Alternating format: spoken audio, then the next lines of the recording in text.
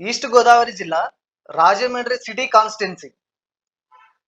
ఇక్కడ 2014లో TDP and BJP కూటమి నుంచి బీజేపీ తరపున ఆకుల సత్యనారాయణ గారు, జై సమైక్యాంధ్ర అభ్యర్థి అయిన శివరామ సుబ్రహ్మణ్యం గారి మీద, అలానే వైఎస్ఆర్సీపీ అభ్యర్థి అయిన బొమ్మన రాజకుమార్ గారి మీద పోటీ చేసి 26,377 ఓట్ల మెజారిటీతో గెలవడం జరిగింది. ఫైనల్ గా ఈ రాజమండ్రి సీట్ ని బీజేపీ కూటమి కైవసం చేసుకోవడం జరిగింది.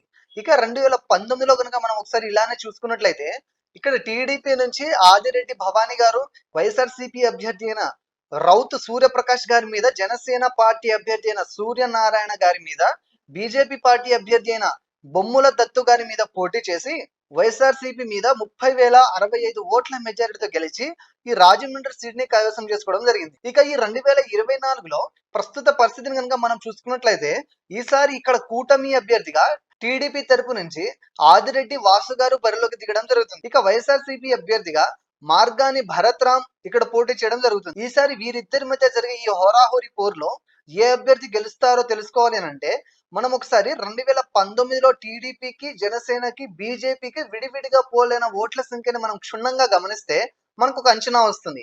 2019లో ఇక్కడ విడివిడిగా టీడీపీకి, జనసేనకి, బీజేపీకి పోలైన ఓట్ల సంఖ్యని ఒకసారి కనుక మనం కలిపి చూసుకున్నట్లయితే సుమారుగా 1,09,000 పైచిలుకు ఓట్లు ఈ మూడు పార్టీలు కలిసి గెలుచుకోగలిగాయి.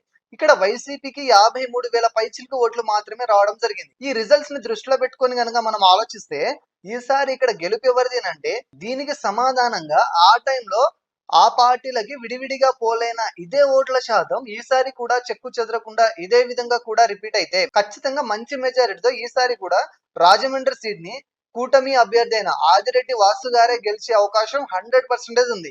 కానీ ఈ గెలుపు అన్నది కొత్తగా ఈసారి పోల్ అవ్వబోయే యువత ఓట్ల మీద కూడా ఆధారపడి ఉంటుంది.